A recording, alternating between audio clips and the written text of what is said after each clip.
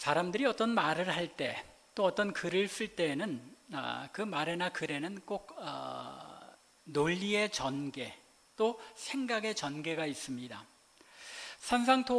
산상보훈을 통한 예수님의 가르침도 마찬가지입니다. 이 가르침 속에 예수님의 생각의 진전, 그러니까 논리의 진전이 그 안에 있는 것이 구조적으로도 잘 나타납니다. 지금까지 우리가 살펴본 이 산상보훈의 말씀은 이렇죠. 5장부터 시작됐는데 1절부터 11절까지는 팔복의 말씀이었습니다. 하나님의 백성들, 하나님 나라 백성들이 어떤 존재인가 하는 것을 분명하게, 이 세상과는 구별된 존재라는 것을 분명하게 선언하면서 하나님 나라 백성들은 심령이 가난한 자이고, 또 의에 줄이고 목마른 자들이고, 마음이 청결한 자들이고, 또 의를 위하여 박해를 받는 그런 사람들이다 라고 예수님께서 정의를 하십니다. 그리고 이 세상에서 의를 추구하기 때문에, 또 의로운 하나님의 백성들로 살아가기 때문에 박해를 받지만, 이 세상 속에서 하나님 나라 백성들은 그 끼치는 영향력이 있다는 것입니다. 어떤 영향력입니까? 소금처럼, 빛처럼 이 세상에 영향력을 미치는 존재다 하는 것이 13절부터 16절까지의 말씀이었습니다. 그리고는 이제 17절부터 20절에서는 이렇게 영향력을 미치는 삶이 서기관과 바리새인보다 더 나은 의를 드러내는 삶이라고 말씀하시면서 이제 그 예로 어떻게 의로운 하나님의 백성들이 이 땅에서 서기관과 바리새인보다 더 의로운 삶을 살아드리는 것으로 나타나야 하느냐 하는 것을 이제 예를 들어 설명하십니다. 제일 먼저 말씀하신 게 살인하지 말라라는 말씀이었죠. 또 두 번째로 하신 말씀이 이혼하지 말라, 또 간음하지 말라는 말씀이었습니다. 이것은 하나님 나라 백성들이 하나님의 형상대로 지음을 받은 자들이기 때문에 가장 원초적인 생명의 그런 권리와 또 성적 순결의 그런 가치를 가지고 살아가야 한다는 것입니다.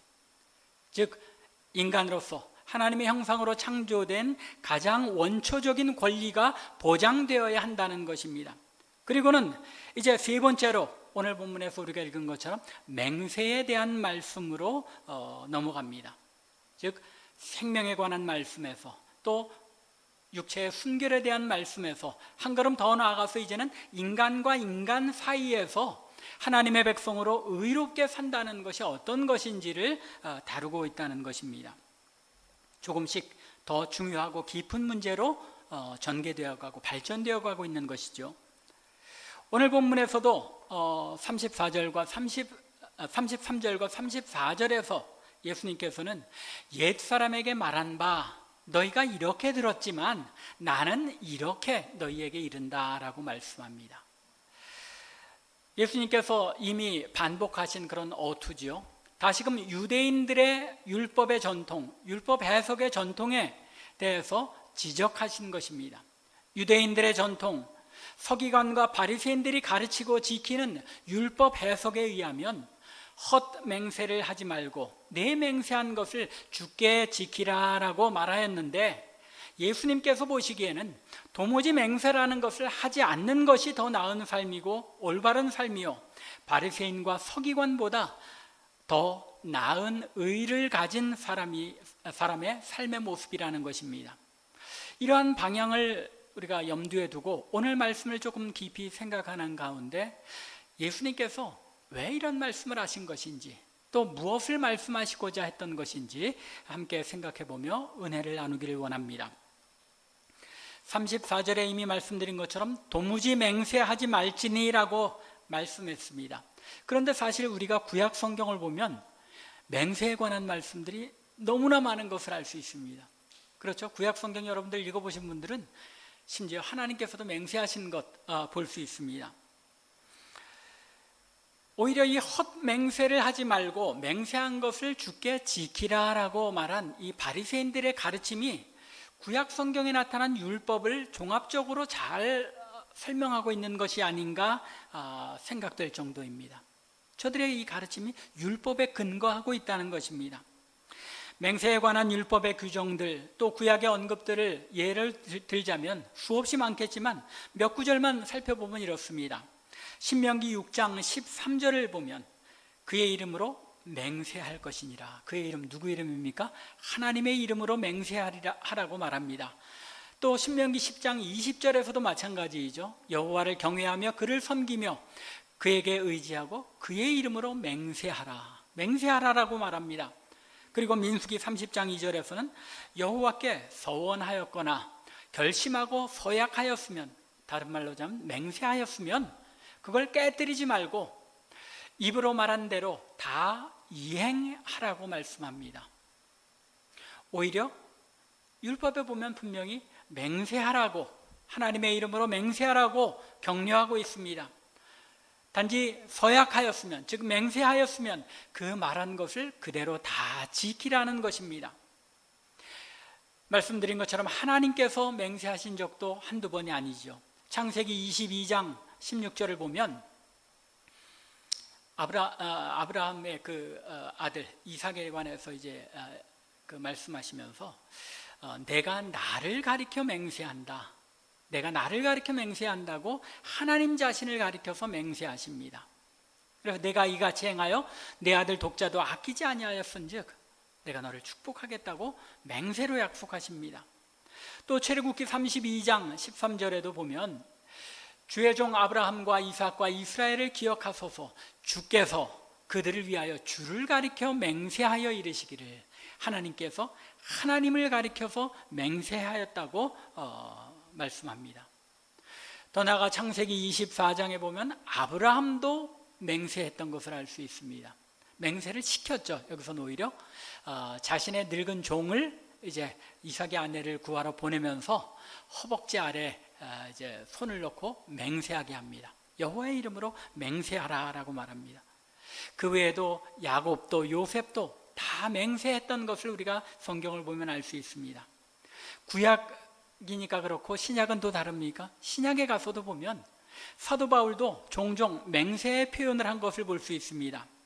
로마서 1장 9절을 보면 내 심령으로 섬기는 하나님이 나의 증인 되시거니와, 무슨 얘기입니까? 하나님이 내 증인 되시는 것으로 내가 맹세하건대 분명히 이렇다는 것입니다. 또 고린도 후서 1장 23절에서도 하나님을 불러 증언하게 하노니, 얼마나 담대한 맹세 표현입니까? 내가 내 목숨을 걸 뿐만 아니라 하나님을 불러 내 증인이 되시게 하겠다는 겁니다. 맹세죠. 또 히브리서 6장 17절에도 보면 하나님은 약속을 기업을 받는 모든 자들에게 그 뜻이 변하지 아니함을 충분히 나타내시려고 그 일을 맹세로 보증하셨다라고 말씀합니다. 성경에 신약 구약 할 것 없이 이렇게 맹세에 대하여 수도 없이 언급하고 있습니다. 오히려 하나님의 이름으로 맹세할 것을 권하고 가르치고 있습니다. 그런데 바리새인이 지금 하고 있는 말, 헛된 맹세하지 말라, 그리고 맹세한 것은 분명하게 지켜라 하고 말한 것이 무엇이 문제가 되는 것입니까? 문제의 발단은 여러분들이 알고 계시는 10계명 3계명에 있습니다. 출애굽기 20장 7절에 이 3계명이 이렇게 기록하고 있죠. 너는 내 하나님 여호와의 이름을 망령되이 부르지 말라. 하나님의 이름을 망령되게 부르지 말라는 것입니다. 그리고 또 레위기 19장 12절에서는 이렇게 말합니다. 너희는 내 이름으로 거짓 맹세함으로 내 하나님의 이름을 욕되게 하지 말라. 즉 거짓 맹세하고 그 맹세를 지키지 못하면 그것이 무엇이 된다는 겁니까? 하나님의 이름을 망령되이 일컬음받게 하는 것이 된다. 하나님의 이름을 욕돌리는 것이 된다라는 겁니다. 우리가 아는 것처럼 유대인들에게 있어서 율법을 지키는 문제는 무엇보다도 중요한 문제였고 생명을 거는 문제였습니다. 그런데 이 율법에서 여호와의 이름으로 맹세하라고 명하는 동시에 또 여호와의 이름을 망령되게 불러서는 안 된다고 금하고 있는 것입니다. 어떻게 해야 하는 것입니까? 맹세를 안 할 수는 없는데 여호와의 이름으로 맹세를 하면 반드시 지켜야 하는데 우리가 인간인 거로 맹세를 지키지 못할 때가 있는 겁니다. 그러다 보니까 이 유대인들이 여기서 자신들이 어떻게 율법을 어기지 않고 잘 지키면서 맹세도 할 수 있는가, 그 방법을 찾게 됩니다. 이렇게 상충되는 듯한 그들의 이야기는 서로 어긋나는 듯한 그 내용을 둘 다 지키려다 보니까 어떤 방법을 찾아내려고 노력할 수밖에 없었다는 것입니다.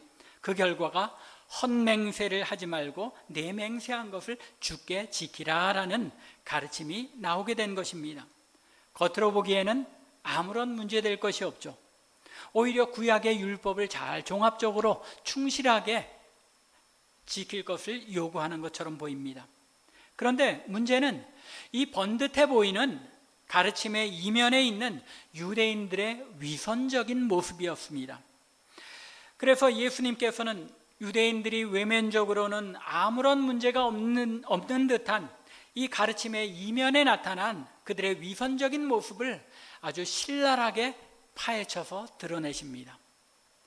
34절 하반절부터 36절에 걸쳐서 예수님께서 지적하신 것이 바로 이 점이었습니다. 하늘로도 맹세하지 말라. 이는 하나님의 보좌이며.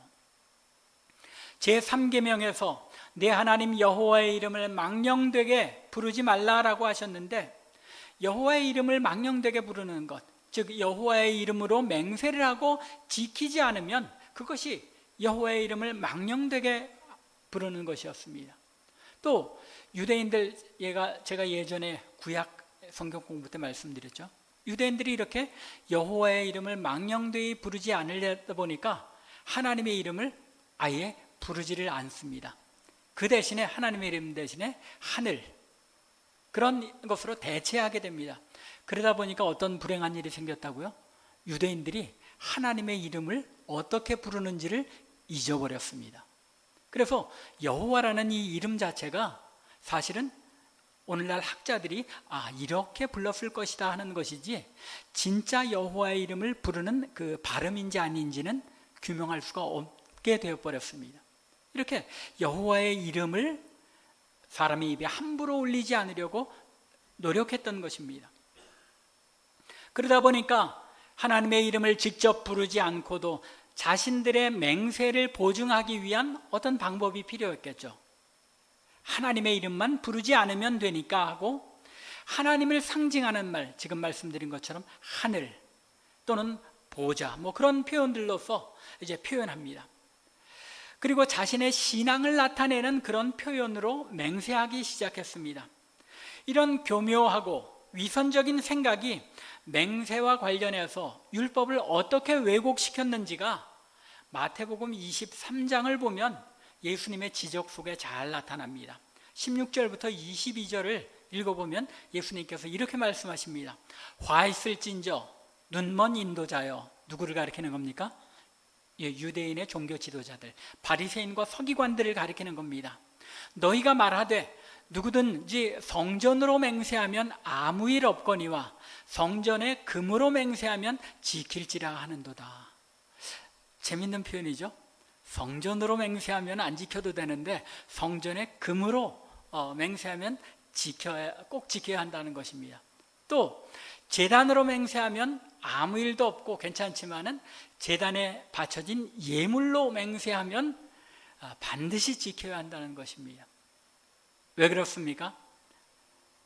저들이 생각하기에 성전은 늘 있는 것이잖아요. 성전의 금은 누구에게 바쳐진 겁니까? 하나님께 바쳐진 것이니까 하나님께 속한 것이라는 거죠.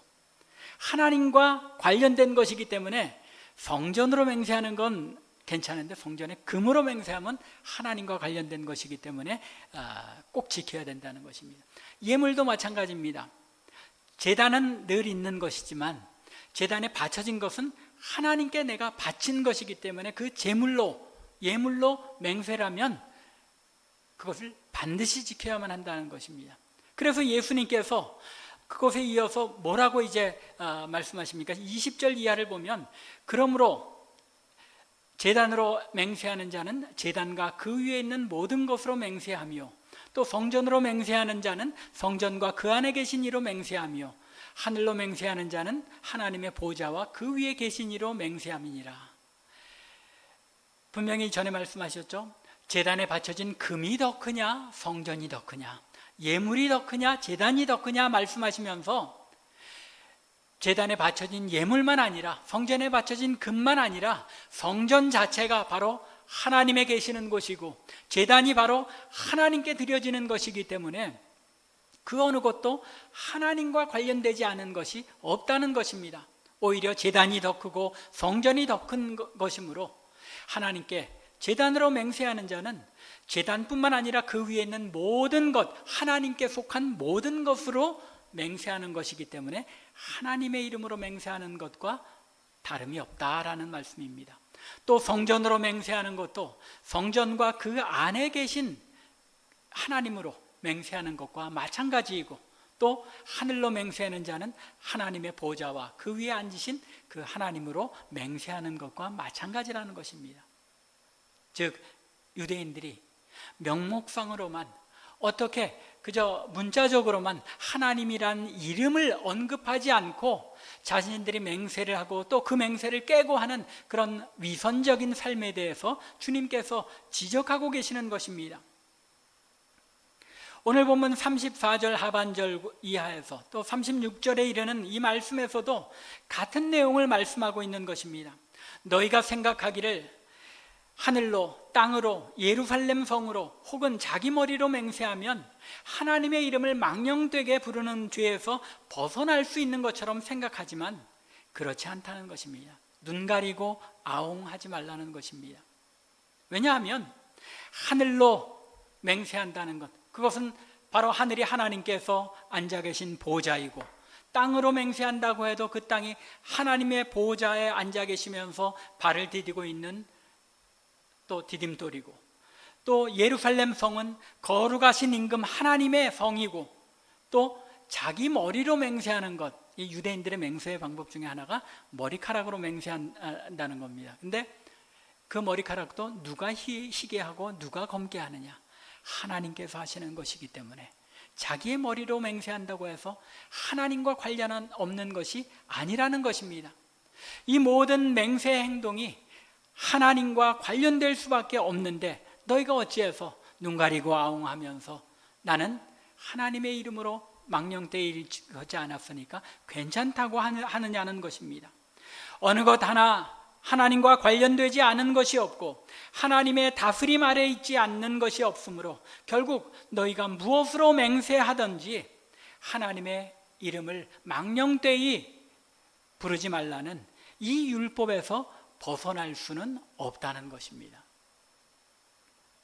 유대인들은 단순히 문자적으로만 여호와의 이름을 언급하지 않으면 자신은 율법을 지켰다는 식으로 율법을 축소하고 왜곡하였던 것입니다. 그들은 율법의 조항을 얼마나 철저하게 이렇게 잘 규명해서 만들었냐면, 지켜야 하는 것 248개 조항, 또 하지 말아야 하는 것 365개 조항 해가지고 종합 613개 조항을 자신들이 지켜야 할 율법 조항으로 이제 정리를 해놓았습니다.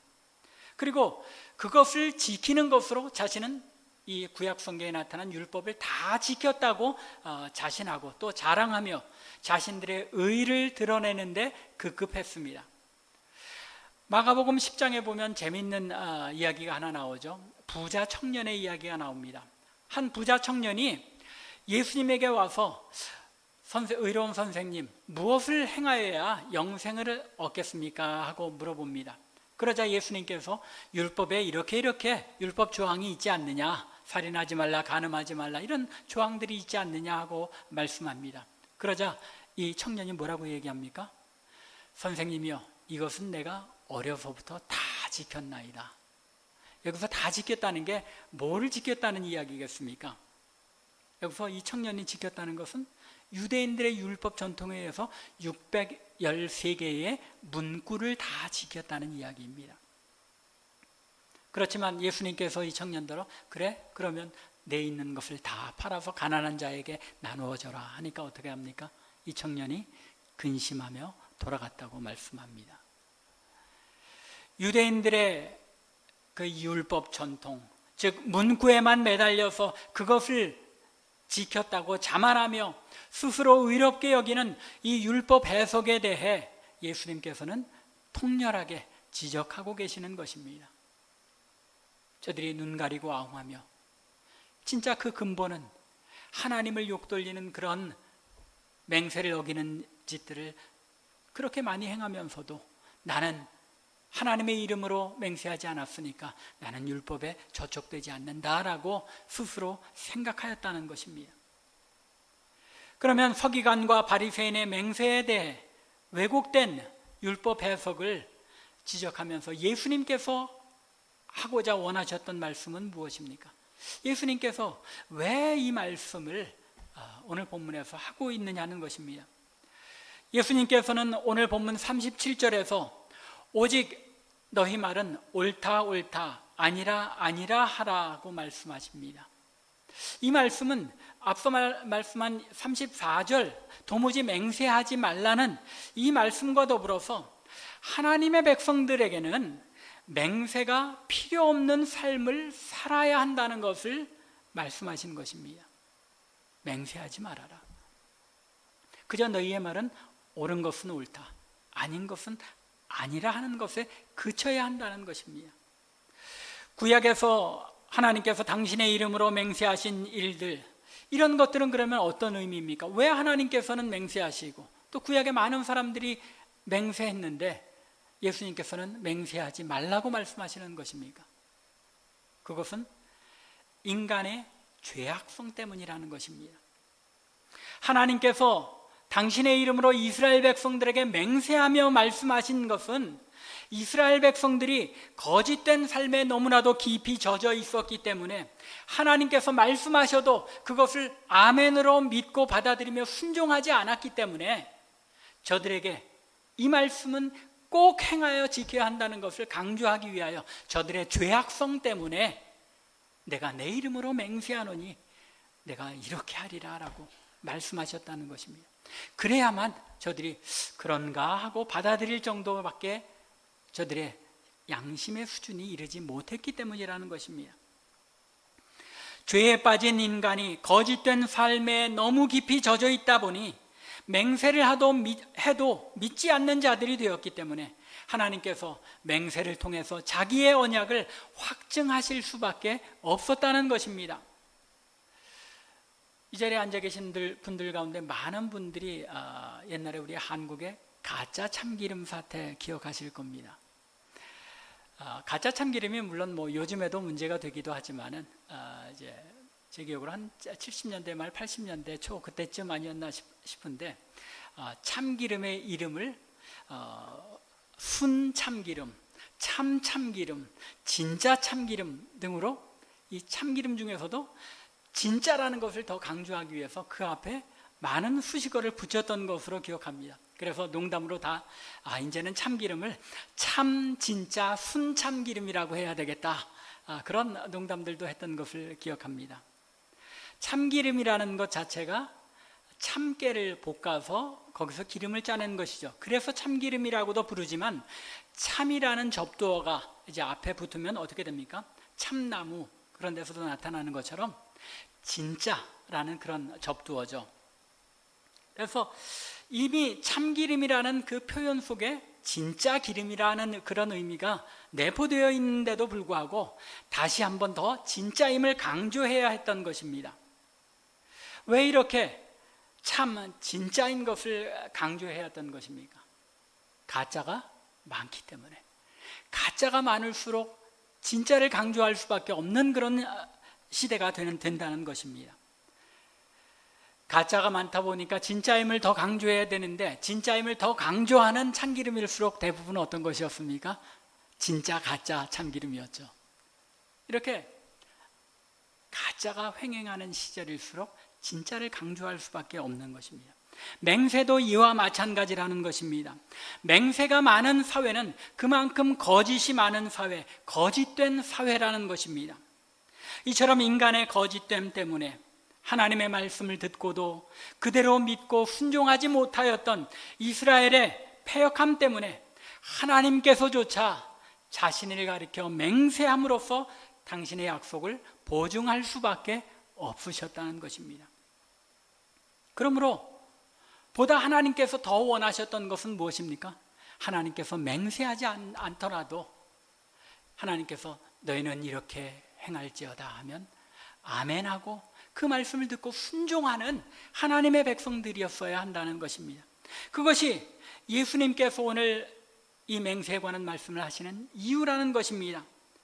바리새인보다 더 나은 의의를 지닌 하나님의 백성들이 사는 공동체는 맹세가 없다 하더라도 옳은 것은 옳다, 틀린 것 아닌 것은 아니라 하는 것만으로도 서로의 진실성을 믿고 신뢰할 수 있는 그런 공동체가 되어야 한다는 것입니다. 그런 이유 때문에 예수님께서는 제자들을 향하여 너희는 도무지 맹세하지 말지니 라고 말씀한 것입니다. 맹세를 남발하지 말고 삶과 말 자체가 진실해야 한다는 것입니다. 맹세를 해야 한다는 것 자체가 이미 자신의 삶이 상대방에게 진실하게 받아들여지지 못한다는 사실을 증거하는 현실인 것입니다. 그래서 부득이하게 맹세를 해야 하면 하나님의 이름으로만 하되 그 맹세한 것은 반드시 지켜야 하는 것, 그것이 하나님의 백성의 공동체요 삶이어야 한다는 것입니다. 신약 시대 이후에 종교개혁 시대에도 이 예수님의 말씀 때문에 이 말씀을 지키기 위하여 맹세를 전혀 안 하고 사는 사람들이 있었습니다. 소위 제세례파라는 그런 공동체 그룹이었는데 그 사람들이 이제 발전해서 요즘에 이제 그 퀘이커 교도들이 그 후손들에 해당합니다. 퀘이커 교도들은 법정에서 증언도 맹세하지 않습니다. 사실 외에는 말하지 않겠습니다 하고 선서 맹세를 하잖아요. 그것도 맹세이기 때문에 법정 선언을 안 한다고 합니다. 그리고 국가의 충성을 맹세하는 것도 행하지 않는다고 합니다. 그런데 그렇게 하면 옳은 것이냐 하면 그것 자체도 또 하나의 율법주의가 되고 마는 것이죠. 예수님께서 맹세하지 말라라고 말씀하신, 도무지 맹세하지 말라고 말씀하신 그 의도는 무엇입니까? 너희들의 삶이 그만큼 진실해야 한다. 하나님의 백성들 서로 간에 맹세하지 않으면 받아들이지 못할 정도가 된다면 그것은 이미 하나님의 나라, 또 하나님 나라 백성들의 모습을 잃어버린 것이다 라고 선언하신 것입니다.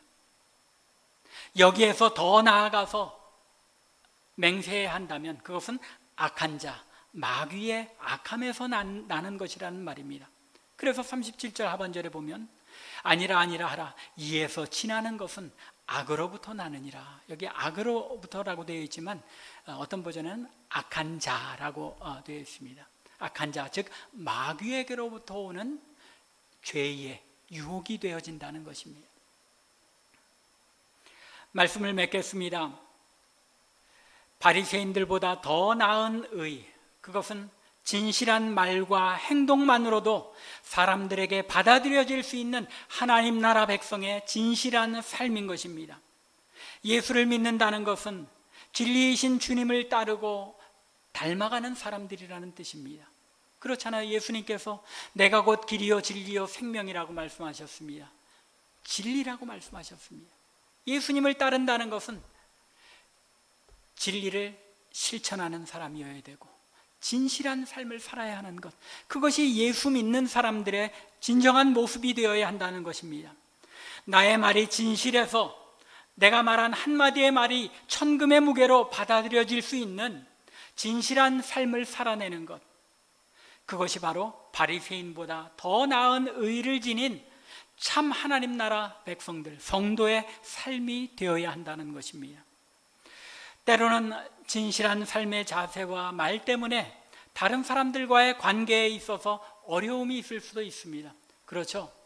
대부분 이 진실함을 지키기 위하여 거짓말을 안 하고 또 잠깐 모면하는 말을 하지 않으려면은 사람들 사이에서 저 사람은 뭐 저래, 전혀 이 상대방의 말에 보조를 맞춰줄 줄 모르는 그런 사람으로 여겨지고 맙니다.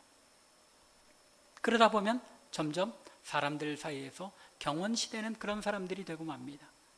그런데 잠시 그것을 모면하고자 사람들과의 관계를 조금 더 유지하기 위해서 진실하지 못하게 위선적인 모습으로 행하고 또 그런 위선적으로 대응하는 모습들이 자꾸 쌓이다 보면 결국 어느 누구도 그 사람의 말을 진실하게 받아들여 주지 않는 그런 모습의 삶이 되어버리고 마는 것입니다. 참 선교사들의 그 보고를 들어보면 우리 한국 사람들이 거짓말을 참 많이 한다. 그렇게 이제 초기 한국 기독교에 대해서 선교사들이 보고를 한 적이 있습니다. 근데 그게 왜 그러냐면 체면 문화 때문에 그렇죠.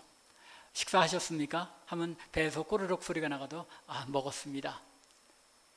그렇게 대답하는 것이 한국 사람들이기 때문에 한국 사람들은 거짓말을 많이 한다. 그래 왔습니다.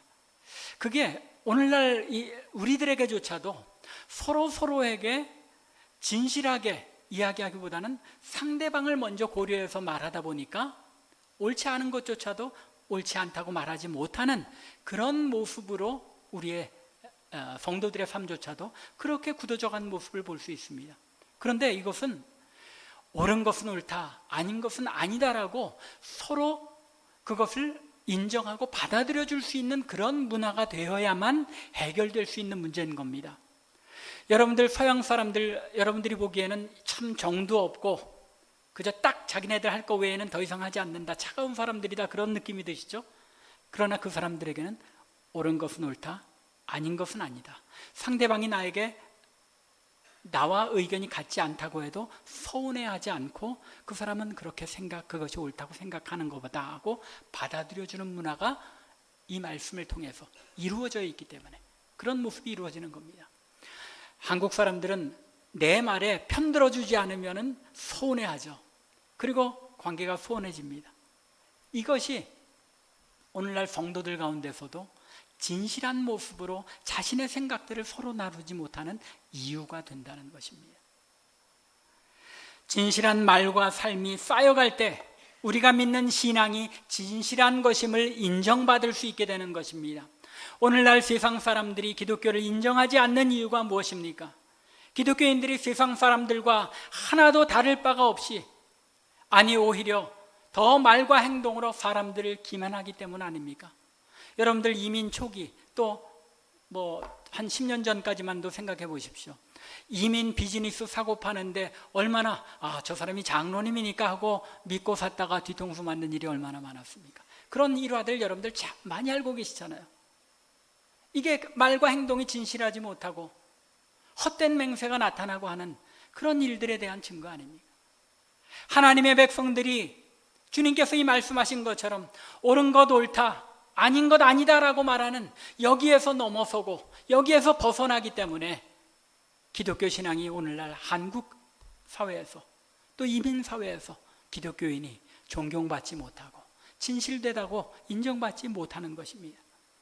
오히려 하나님의 이름이 우리가 진실치 못함을 통하여 망령되이 일컬음을 받게 된 것이 바로 우리들 자신 때문이라는 것입니다.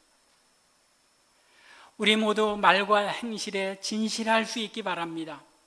옳은 것은 옳다, 아닌 것은 아니라고 말하고 또 그렇게 상대방이 말할 때 그것을 그 사람의 의견이 그렇구나 하고 내 의견과 다르고 내 편 안 들어준다고 해서 서운해하지 말고 받아들일 수 있어야 한다는 것입니다.